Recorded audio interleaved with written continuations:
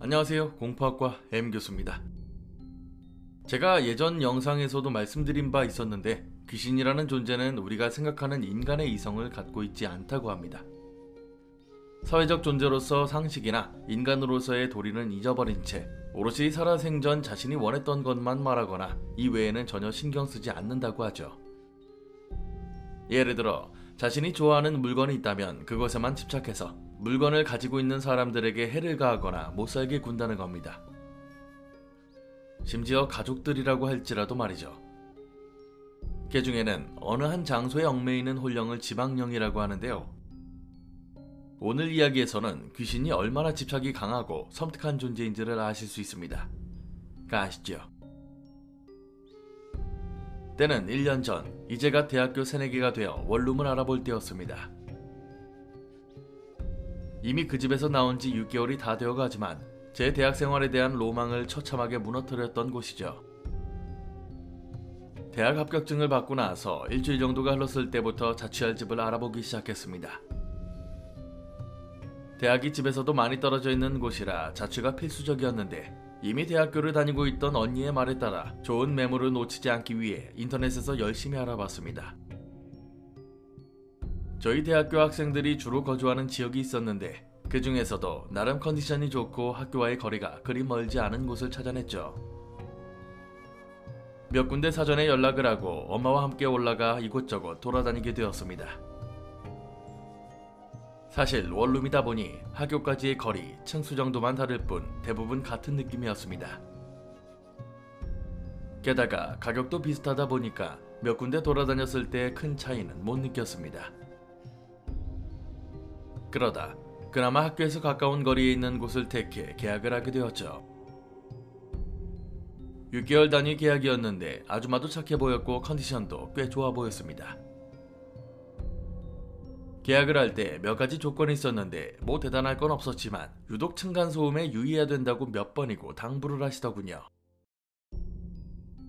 여자들만 사용하는 건물이었는데 다들 예민한 것인지 학생들의 불만이 많으니까 층간소음은 꼭 신경 써달라고 말씀하셨죠. 사실 그리 넓지 않은 공간에서 층간소음을 크게 일으키는 것도 어렵다 보니까 알겠다고 말했습니다. 신학기를 얼마 남겨두고 자취를 시작하게 되었고 대학생활이 펼쳐지게 되었죠. 사실 초반에는 술자리가 워낙 많아서 거의 잠만 자러 집에 들어갔던 것 같습니다.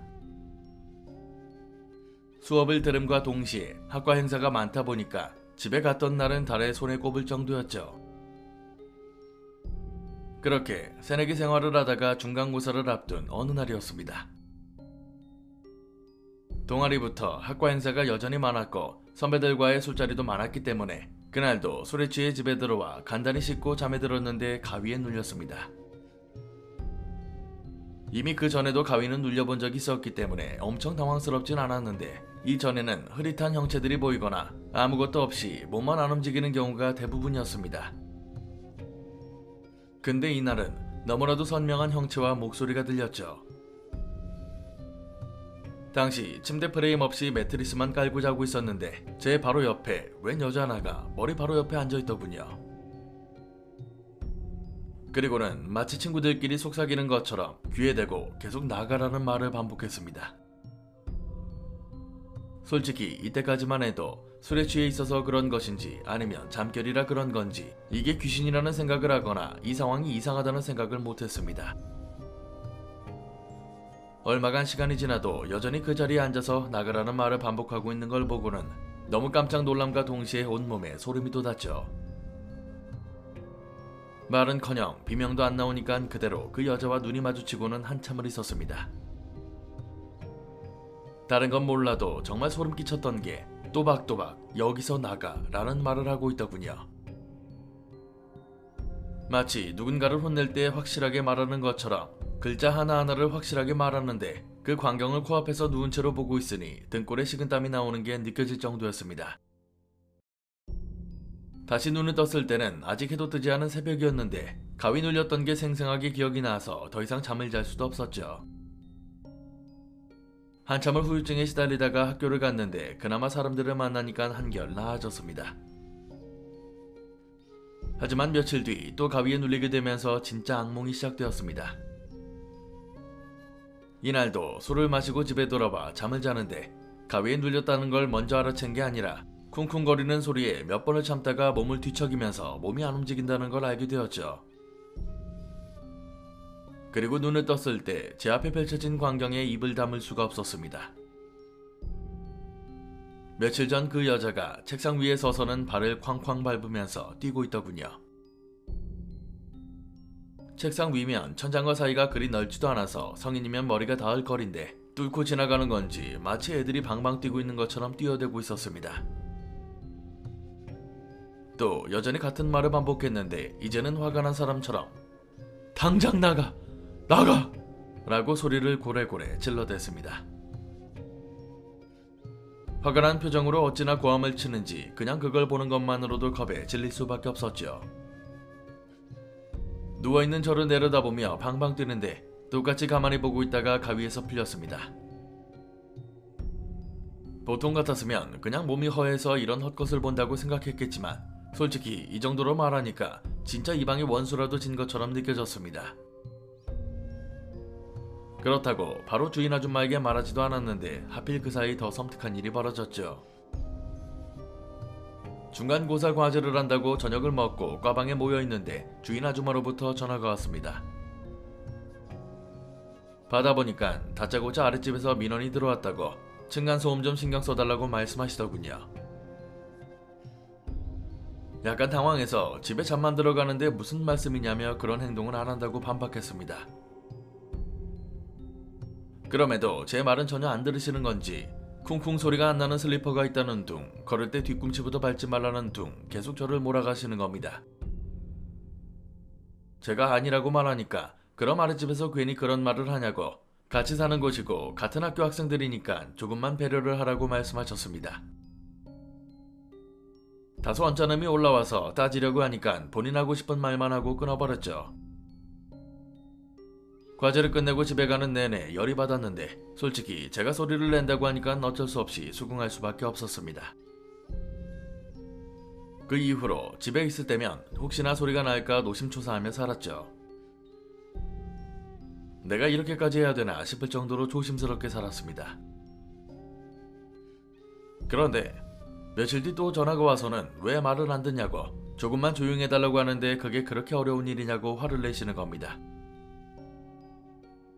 이제는 저도 화가 나니까 말씀 똑바로 하시라고 본인 때문에 거의 쥐죽은 듯이 행동하는데 아랫집도 너무한 거 아니냐고 대들었습니다. 약간 당황하셨는지 그나마 좀 누그러지셨는데 저는 이미 화가 날 대로 난지라 전화가 끊겼는데도 화가 치밀어 올라서 아랫집을 찾아갔습니다. 초인종을 누르고 기다리니까 제 또래로 보이는 여자가 나왔고 제가 최근에 항의 전화를 2차례 받았는데 대체 무슨 소리가 들리는 거냐고 따졌습니다. 그런데 제가 말을 끝내기도 전에 잠깐 밖에 나가자고 말하더군요. 어차피 짧게 끝날 것 같진 않아서 저도 따라 나섰는데 골목에 서서는 대뜸 저한테 요새 방에서 이상한 일이 없냐고 묻는 겁니다. 제 딴에는 시끄럽게 할 만한 행동을 하지 않았냐고 묻는 줄 알았는데 점점 이야기를 들어보니까 분위기가 그게 전혀 아니더군요.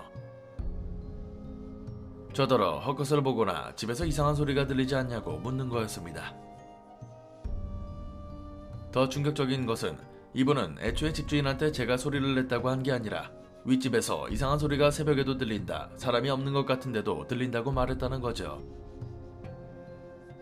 그 말을 듣자 상황 파악이 되면서 제가 생각한 것처럼 단순하지 않다는 걸 깨달았습니다. 안 그래도 할 말이 있었다며 자세한 말을 해주는데 본인도 학교 다니면서 집에 잠만 자러 오는 스타일인데 이런 일은 이미 오래되었다고 했습니다. 1년째 거주 중인데 새벽마다 쿵쿵거리는 소리가 들리고 심지어 본인 방만 그런 게 아니라 옆방이나 윗윗집도 시달린다고 했습니다. 그리고 결정적으로 왜 그런 소리가 들리는지 추측을 하더군요.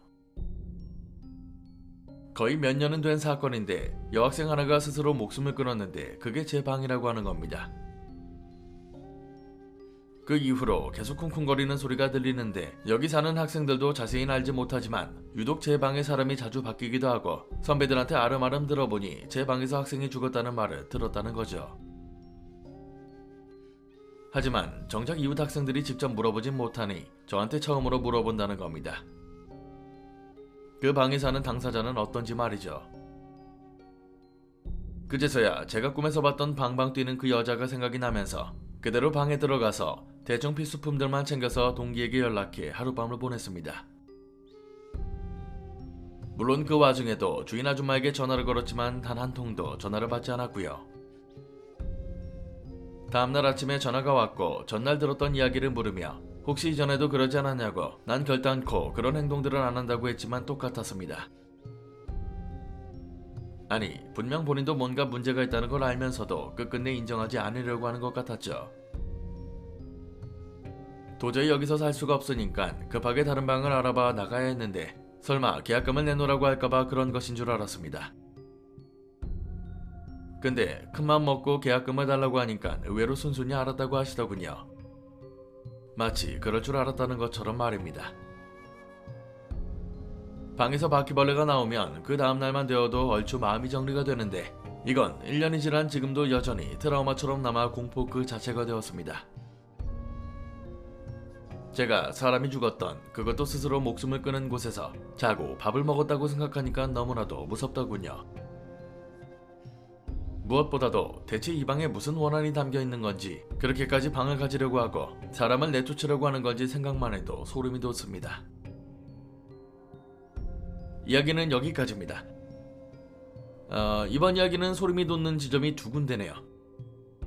죽어서도 방에 들어온 사람들을 내쫓으려고 하는 귀신과 그걸 끝까지 숨기려고 하는 주인 아주머니가 소름 그 자체입니다. 저는 이 이야기를 보면서 예전에 제가 올렸던 그 노량진 고시원 괴담이 생각났습니다. 그 방도 마찬가지로 귀신이 살았는데 어떻게 해서든 살고 있는 사람을 나가게 하려고 방 구석을 돌아다니면서 위용위용 소리를 냈다고 하는데요. 마치 불이라도 난 것처럼 입으로 경보음을 내면서 다녔다는 겁니다. 고시원이나 자치촌에는 안타깝게 목숨을 끊은 사람들도 있겠지만 그만큼 살아생전에 아쉬움이 많았기 때문에 더욱이 그런 게 아닐까 싶습니다. 문제는 이런 걸 해결하는 게 아니라 무작정 사람을 채우려고 하는 행동이 섬뜩한 거죠. 1년 전이라고 했으니까 아마 지금도 그 방은 그대로 있지 않을까 싶어 더 무섭습니다. 오늘 강의는 여기까지입니다.